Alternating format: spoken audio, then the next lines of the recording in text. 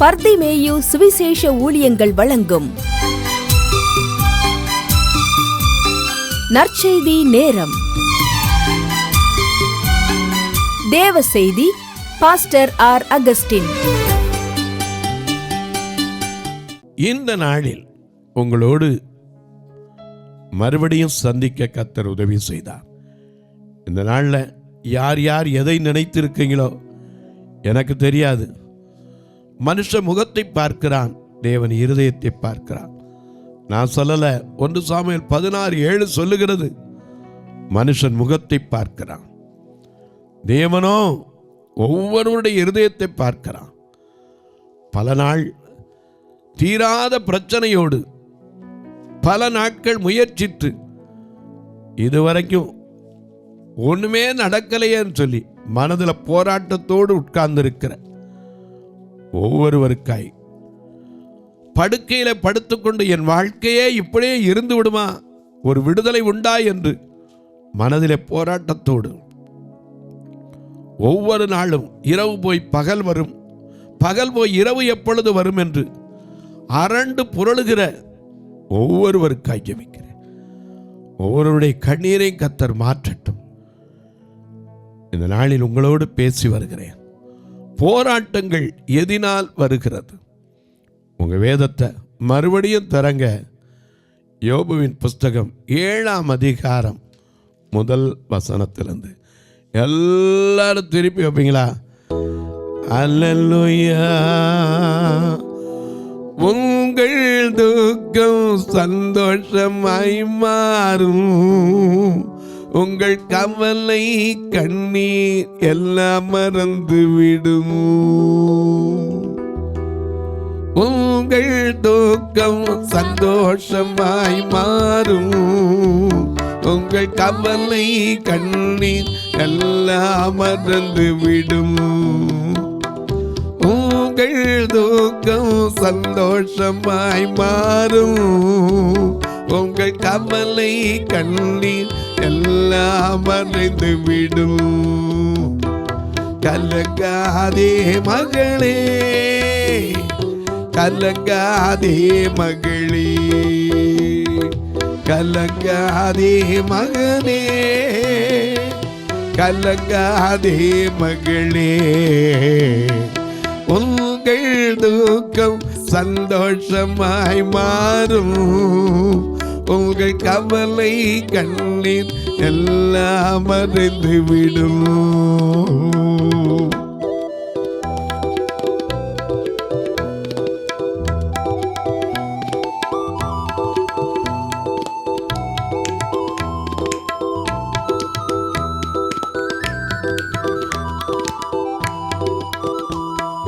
கடந்ததை நினைத்து கலங்காதே, நடந்ததை மறந்து விடு.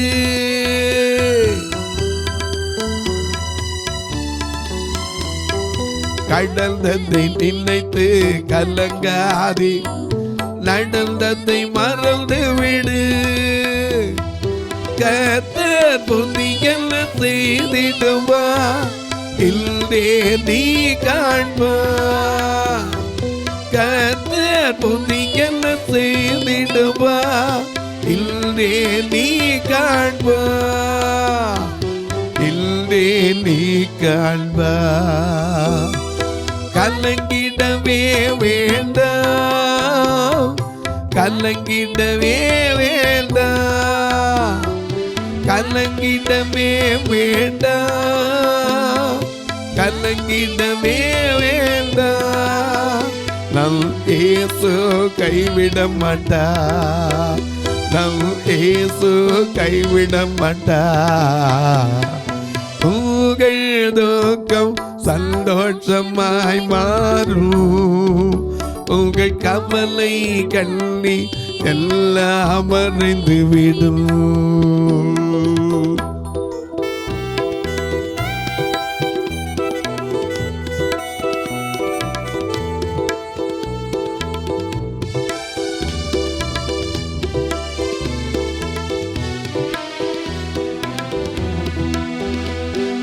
நொறுங்குண்ட இதயம் தேத்துகிறார், உன்னை இந்த உள்ளத்தை தாங்குகிறார்.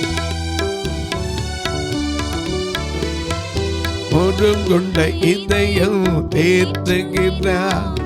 உன்னை இந்த உள்ளம் தாங்குகிறார். காயங்கள் அனைத்தும் கட்டுகிறார். கண்ணீர் துடைக்கின்றார். காயங்கள் அனைத்தும் கட்டுகிறார். கண்ணீர் துடைக்கின்றார். நல் கண்ணீர் துடைக்கின்றார். உன் கண்ணீர் துடைக்கின்றார். உங்கள் துக்கம் சந்தோஷமாய் மாறும். உங்கள் கவலை கண்ணீர் எல்லாம் மறைந்து விடும்.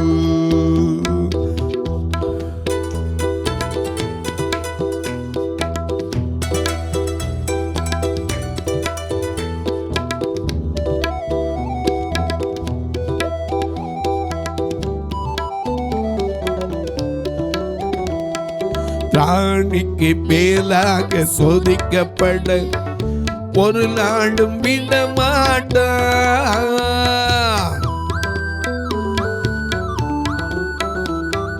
ராணிக்கு மேலாக சோதிக்கப்பட ஒரு நாளும் விடமாட்டார். தாங்கிடம் பலம் தருவார். தப்பி செல்ல வழி செய்வார்.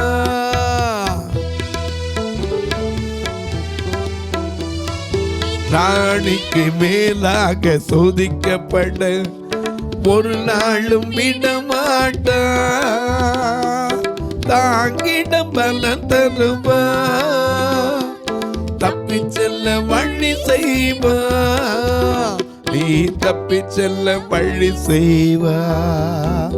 நாம் தப்பி செல்ல வழி செய்வார். உங்கள் தூக்கம் சந்தோஷமாய் மாறும். உங்கள் கவலை கண்ணீர் எல்லாம் மறைந்து விடும். கலங்கிடவே மாட்டோம். நாங்கள் கலங்கிடவே மாட்டோம். கலங்கிடவே மாட்டோம். நாங்கள் கலங்கிடவே மாட்டோம். எல்லாம் எடுத்திருப்பீங்க. யோபுவின் புஸ்தகம் 7ஆம் அதிகாரம் முதல் 2 வசனத்தை. பூமியிலே போராட மனுஷனுக்கு குறிக்கப்பட்ட காலம் உண்டல்லவோ. எல்லாரும் தானே கேட்கிறோம். ஒரு காலத்துல போராட்டம் இருக்கலாம், ஆனா எப்பவுமே போராட்டம் இருக்கலாமா? பூமியிலே மனுஷனுக்கு ஒரு காலம் இருக்கு. என்ன காலம்? போராடுவதற்கு ஒரு காலம், குறிக்கப்பட்ட காலம் உண்டல்லவோ. அவன் நாட்கள் ஒரு கூலிக்கார நாட்களை போல் இருக்கிறதல்லவோ. ஒரு கூலி ஒரு வேலையாள் நிழலை வாஞ்சித்து ஒரு கூலிக்காரன் தன் கூலி வர பார்த்திருக்கிறது போல மாயையான மாதங்கள் என்னுடைய சுதந்திரமாயும் சஞ்சலமான ராத்திரிகள் எனக்கு குறிக்கப்பட்டது. அது மட்டும் இல்ல, வாசிங்க. நான் படுத்துக் கொள்ளுகிற போது எப்பொழுது எழுந்திருப்பேன். அநேகருக்கு இன்னைக்கு அதான் போராட்டம். ராத்திரில படுக்கும்போது இந்த இரவு எப்படி இருக்க போதா? வினை சோழாலில் இரவேனில் காதா விமலாகிரேசோ நாதா. வினை சோழாலில் இரவேனில் காதா விமலாகிரேசோ நாதா.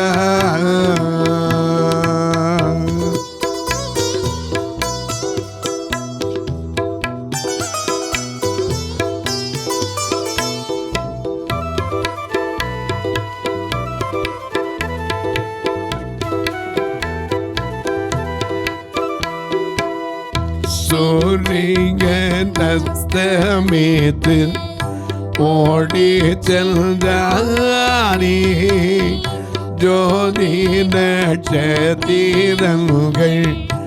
எழுந்தனவானில் சேரும் விலங்கு பட்சி எழுந்தனவானில் செல்தனை அடியேனோ பள்ளி கொள்ளேரி வினை சூழலில் இரவீனில் காத்த விமலாகி சொன்னதா.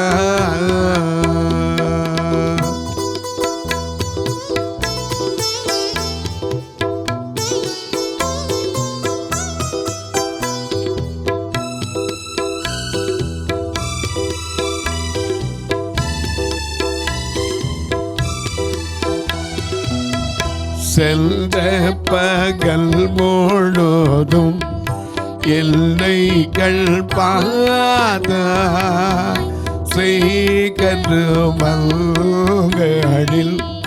கருணைகள் போதாய் ஒன்றான ஆத்தரீரோ பிழைக்கவும் பார்த்தாய் பொல்லாப்பே நில்லனை காத வினை சோழானில் இரவீனில் காத விமலாகி சொன்னதா.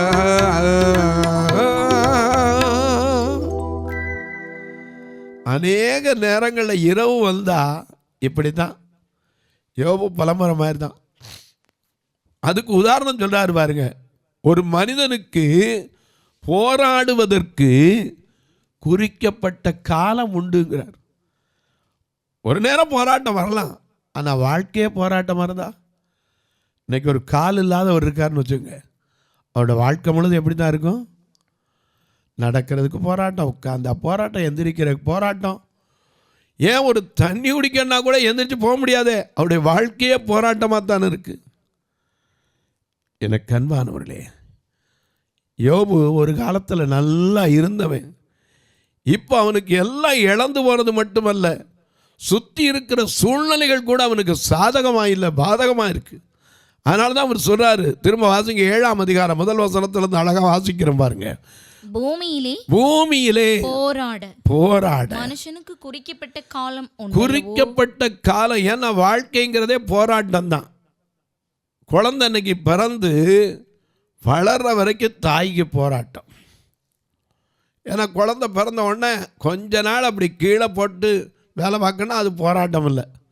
ஆனால் அதுக்கு பின்னாடி கொஞ்சம் தவக்க ஆரம்பிச்சிட்டா, கொஞ்சம் ஊற ஆரம்பிச்சிட்டா, குப்பரை விழுந்து நீஞ்ச ஆரம்பிச்சிட்டா, கொஞ்சம் செவத்தை பிடிச்சி நடக்க ஆரம்பிச்சிட்டா, அந்த பிள்ளைய பார்க்கறது எப்போதும் கண் அது மேலே தான் இருக்கணும்.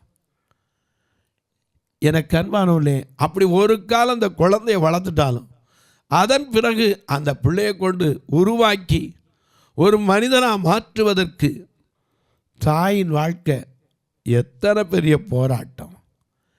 எனக்கு அன்பானவர்களே, அப்படியே ஒரு பிள்ளை அந்த படிக்க வச்சா பரீட்சை வந்தால் போராட்டம்.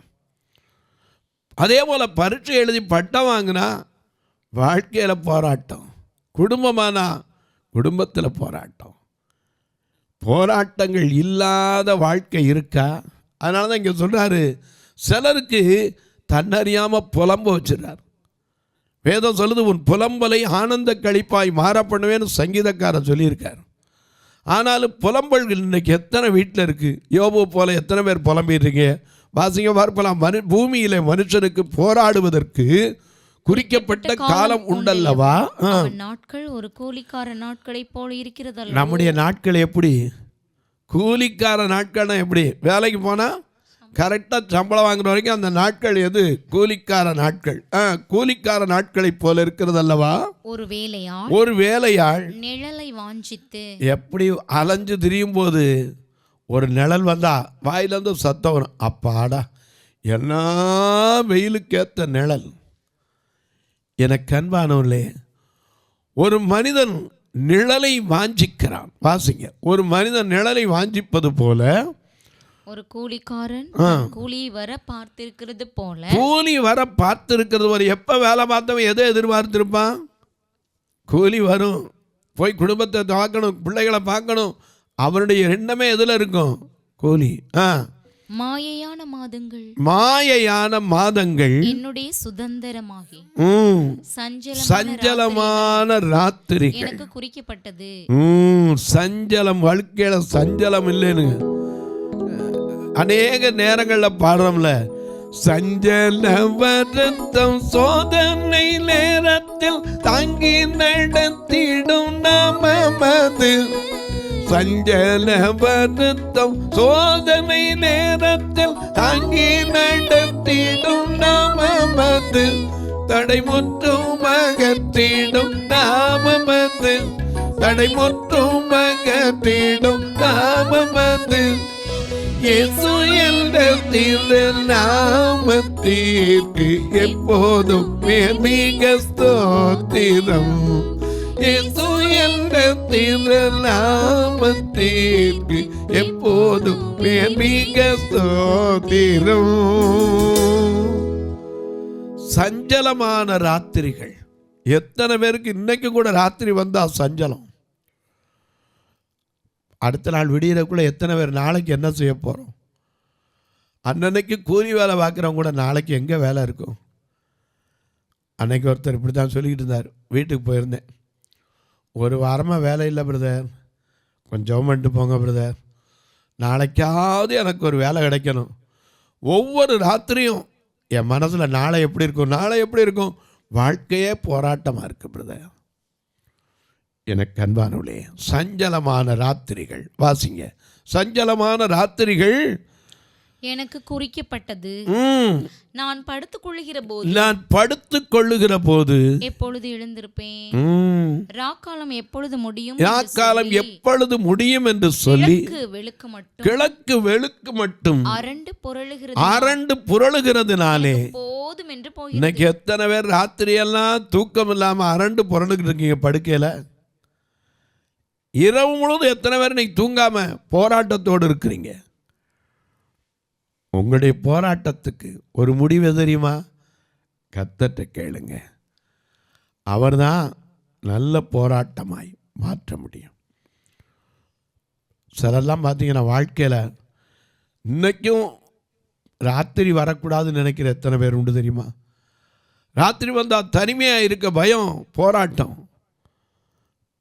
கூட இருந்த ஒருத்தர் இல்லை, நான் தனிமையில் இருக்கேன். தனிமை வரும்போதே எனக்குள்ள ஒரு பயம், மனப்பதட்டங்கள் வருகிறது. எனக்கு அன்பானவர்களே, அநேக நேரங்களில் எல்லாருக்கும் ஒன்று புரியணும். மிக அழகாக நம்ம எழுதி வச்சிருக்கார். தனிமை எல்லா மனிதனுக்கும் உண்டு. யோவான் 16:32 இயேசு சொன்னார். அதையும் வாசிக்க கேட்போம். யோவான் 16:32. இதோ நீங்கள் சிதறுண்டு அவனவன் தன் இடத்திற்கு போய் என்னை தனியே விட்டுவிடும் காலம் வரும். அது இப்பொழுது வந்திருக்கிறது. ஆனாலும் நான் தனித்திறேன், பிதா என்னுடனே கூட இருக்கிறார். இன்னைக்கு ஒன்ன கவனிச்சுக்கோங்க, நம்மோடு இயேசு இருக்கிறார். இயேசு என்னோடு இருப்பதை நினைச்சிட்டா என்னுள்ளம் துள்ளுதம்மா, நன்றி என்று சொல்லுதம்மா. இயேசு என்னோடு இருப்பதை நினைச்சிட்டா, இயேசு என்னோடு இருப்பதை நினைச்சிட்டா என்னுள்ளம் துள்ளுதம்மா, நன்றி என்று சொல்லுதம்மா. என்னுள்ளம் துள்ளுதம்மா, நன்றி என்று சொல்லுதம்மா. ஓ நலந்தாத்தா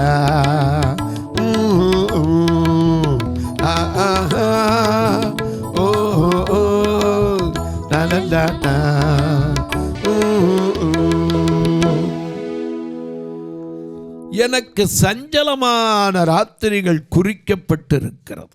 நான் படுத்துக் கொள்ளுகிற போது நம்பிக்கை எப்போ எந்திரிப்பேன் தெரியாது. ஏன்னா விடிஞ்சாலும் ஒன்றா தான் இருக்குது, அடைஞ்சாலும் ஒன்றா தான் இருக்குது. அதே இடத்துல தான் படுத்திருக்கேன். எனக்கு எத்தனை பேர் அப்படி இருக்கிறவங்க புலம்புறான் பாருங்க. எப்பொழுது எந்திரிப்பேன்? கிழக்கு வெளுக்கும் போது அரண்டு புரளுகிறதுனாலே எனக்கு என்ன ஆகுது? போதும் போதும் இந்த வாழ்க்கைன்னு போயிடுது.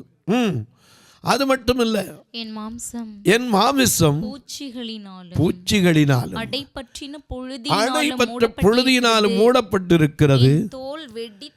என் தோல் வெடித்து அருவருப்பாயிற்று. நாட்கள் நெய்கிறவன் எரிகிற நாடாவில். நல்ல கவனிங்க, நெய்கிறவன் எரிகிற நாடானா என்ன தெரியுமா? தறி போடும்போது இப்படி ஓடத்தில் சுண்டு கட்ட இருக்கும், இப்படி சுண்டுவாங்க. அப்படி சுண்டும் போது கீழே மிதிப்பாங்க, ஓட இந்த பக்கம் அப்படியே ஓட சட்டுன்னு அடிக்கும். உடனே அச்சு இப்படி அடிப்பாங்க. திருப்பி இந்த பக்கம் சுண்டுவாங்க, அதில் சர்றன்னு ஓடியாந்து இங்கே நிற்கும், உடனே அச்சு அடிப்பாங்க. நெய்கிறவன் எரிகிற நாடாவிலும் தீவிரமாய் ஓடுகிறது. அவைகள் நம்பிக்கை இல்லாமல் முடிந்து போம். என் பிராணன் காற்றை போல் இருக்கிறது என்றும் என் கண்கள் இனி நன்மையை காணப்போவதில்லை என்றும் நினைத்தருளும். இப்படியே புலம்புன அந்த அதிகாரத்தை வாசித்து பார்த்தீங்கன்னா, இன்னைக்கு நீங்களும் எத்தனை பேர் இப்படி புலம்பிக் கொண்டிருக்கிறீங்களோ? போராட்டம், போராட்டத்தின் மேல் போராட்டம்.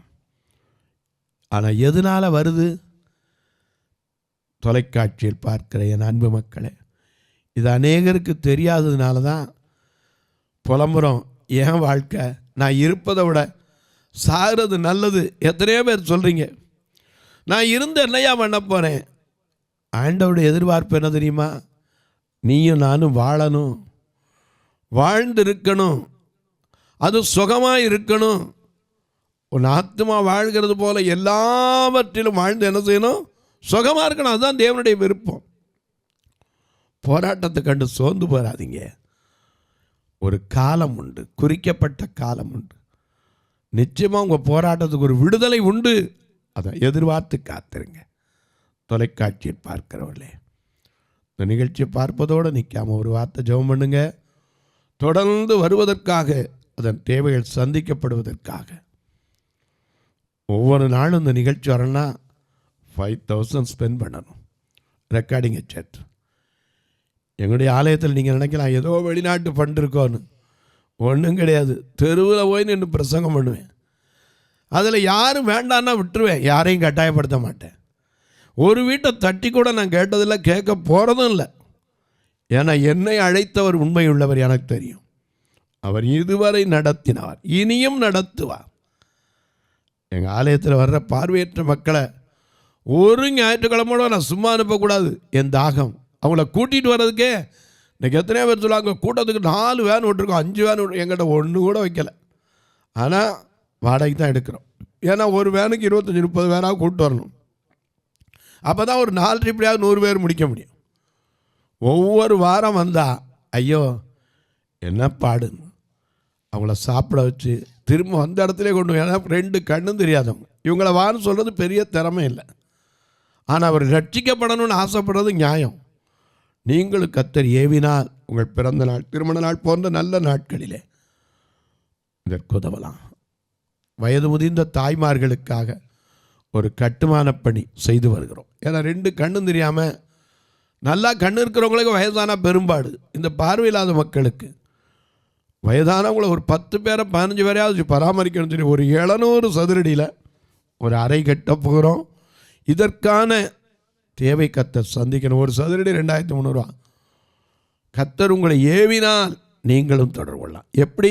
இதில் 2 ஃபோன் நம்பர் வருது, இது வழியா. ஒருவேளை ஐயா நாங்கள் கணக்கு வைக்கிறதுக்கு வழி உண்டா? என்கிட்ட கேளுங்க, சொல்கிறேன். அது மட்டுமல்ல, உங்கள் ஜபக்காரி எது இருந்தாலும் காலை 10லேருந்து 5 மணிக்குள்ளே சொல்லலாம். அது மட்டுமல்ல, நாங்களும் வந்து ஒரு நாள் இவர்களோட கலந்து கொள்ளலாமா? வாங்க, எதிர்பார்த்து காத்திருக்கிறேன். வர முன்னாடி ஃபோன் பண்ணுங்க, நானே வந்து உங்களை காத்திருந்து கூட்டிகிட்டு வரோம், திருப்பி கொண்டு விடுறேன். பாருங்க, பார்த்ததுக்காக எதுவும் செய்யணுமானா அப்படிலாம் ஒன்றும் கட்டாயம் கிடையாது. கர்த்தர் ஏவினாத்தான். இப்போதும் உங்களுக்காக ஜெபிக்கட்டுமா? அதுக்கு முன்னாடி ஒரு காரியத்தை சொல்லுவேன். தபால் வழியாக தொடர்பு கொள்றீங்க, மணி ஆர்டர் கமிஷன் அதிகமாக கட்டுறவங்களுக்கும் சொல்லுவேன். போஸ்ட்டில் போய் போஸ்ட் பேங்க்னு கேளுங்க. அதில் ஒரு நம்பர், இதில் சொல்கிற நம்பரை எழுதிட்டு போய் கேளுங்க. போஸ்ட் பேங்க் நம்பர் தான் இது. 36 35 38 89 63. இதுவும் இந்த போஸ்ட் பேங்க் அக்கௌண்ட். அதில் அங்கே ஃபார்ம் வச்சுருப்பாங்க, அவங்ககிட்டே வாங்கி ஃபில்லப் பண்ணி நீங்கள் பணத்தை கட்டாலும் வந்து சேரும். அதில் என்கிட்ட கேளுங்க, எல்லா வழிமுறையும் சொல்கிறேன். இப்போ உங்களுக்காக ஜெபிக்கட்டுமா? நல்ல பிதாவே, நன்றியோடு துதிக்கிறோம் சுவாமி. போராட்டம் மனித வாழ்க்கையில் எத்தனை பேர் இன்றைக்கு போராடி கொண்டிருக்கிறாங்க. வேலை இல்லாத போராட்டம், படித்தவர்களுக்கு ஏற்ற வேலை இல்லையேங்கிற போராட்டம், எத்தனையோ தாய்மார்களுக்கு தன் பெண் பிள்ளைகளை வைத்துக்கொண்டு என் மகளுக்கு ஒரு நல்ல வாழ்க்கை வருமா, என் மகனுக்கு ஒரு நல்ல வாழ்க்கை வருமா, இன்றைக்கு எத்தனையோ மனைவிமார்களுக்கு என் புருஷன் இந்த தீய பழக்கத்திற்கு அடிமையாகி கிடக்கிறாரே, அவர் விடுதலை பெறுவாரா? போராட்டம். உடைய போராட்டங்கள் எல்லாம் ஒரு குறிக்கப்பட்ட காலம் இருக்கிறது. நிச்சயமா ஒரு நாள் மாறத்தான் போது. மனமுடைந்து போயிடாதீங்க. எதினால் போராட்டம் வருகிறது என்பதை குறித்து உங்களோடு பேசி வருகிறேன். மறக்காம ஒவ்வொரு நாளும் இந்த நிகழ்ச்சியை பாருங்க. பார்க்கிறதோட விட்டுறாம ஜெபம் பண்ணுங்க. இப்போ உங்களுக்காக நான் ஜெபிக்கட்டுமா? நல்ல பிதாவே, நன்றியோடு துதிக்கிறோம் சுவாமி.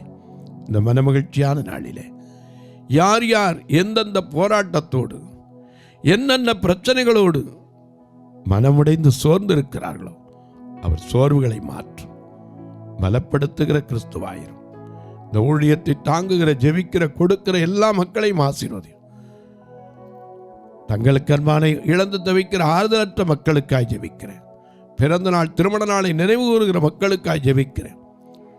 நெடுநாள் காத்திருந்த ஒரு வழக்கில் நல்ல தீர்ப்பு வருமா என்று எதிர்பார்த்திருக்கிற மக்களுக்காய் ஜெபிக்கிறேன்.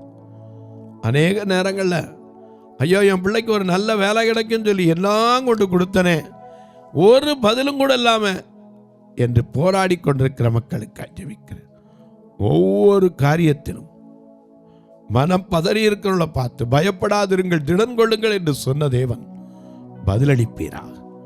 வானத்திற்கு பூமிக்கும் சகல அதிகாரம் கொண்டு இயேசு கிறிஸ்துவின் ஈடு இணையற்ற வல்லமையுள்ள நாமத்தில் ஜெபிக்கிறேன் நல்ல பிதாவே, ஆமென், ஆமென். சபை ஆராதனை ஞாயிறு காலை 10 மணி முதல் 12 மணி வரை. இடம் பர்திமேயு சுவிசேஷ ஆலயம், அன்னை சத்யா நகர், இளமனூர் அஞ்சல், சக்கிமங்கலம் வழி, மதுரை மாவட்டம். பின்கோட் 625201 மற்றும் பர்திமேயு சுவிசேஷ ஜெப வீடு, flat number 107, Eden garden, Muthur, Tirunelveli.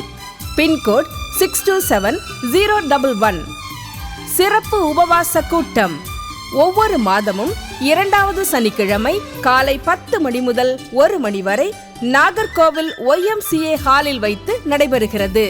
மற்றும் ஒவ்வொரு மாதமும் 4வது சனிக்கிழமை காலை 10 மணி முதல் 1 மணி வரை திருநெல்வேலி புதிய பேருந்து நிலையம் அருகில் உள்ள கிரேஸ் ஹாலில் வைத்து நடைபெறுகிறது.